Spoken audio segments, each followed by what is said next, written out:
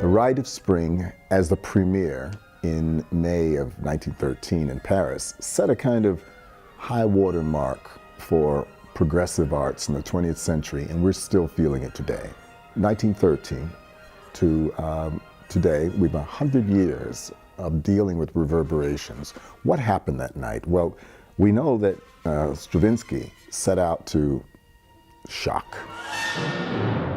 It was quite brilliant what he did. He would work on an idea and it would be almost like an index card on a wall. He would just move the cards around, and there was often no transition between different modalities. This already gave the work a kind of lurching and aggressive quality.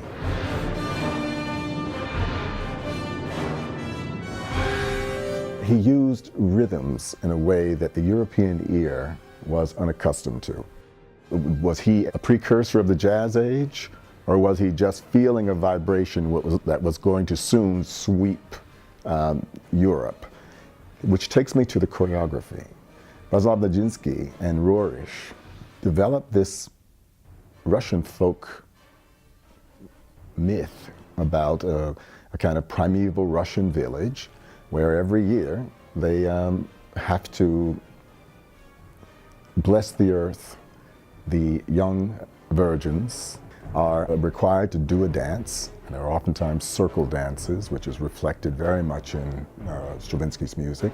And then the most precious one is chosen as the sacrificial one, and she has to dance herself to death.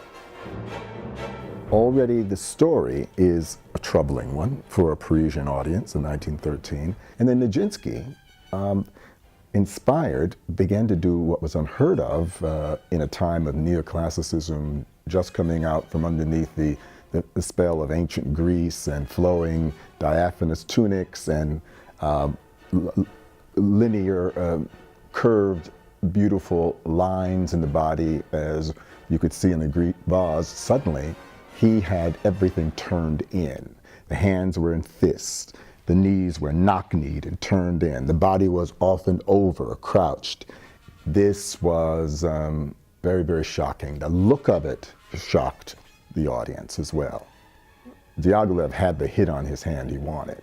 He was looking for an outrage and a scandal, and he got it. What happened to the choreography? It went into shadow for years. There was no film, there was no video. It had to be reconstructed. So what's come down to us now is dance scholarship, but also I think a bit of imagining, what if? That's what Anne Bogart and I were considering. I thought maybe we would have another way of approaching it. And surely enough, Anne is very interested in science. She's very interested in literature. And she was very open to our two companies, my company, Bill T. Jones, Arnie Zane Dance Company, and her SITI Company, becoming a community. As a matter of fact, everyone gave themselves the name, not dancers, not actors, but dactors. We're very proud because the work has literally, in many ways, erased the barrier between the two groups. You can't really tell at certain points who is an actor and who is a dancer. That is one of the triumphs, I think, in our work.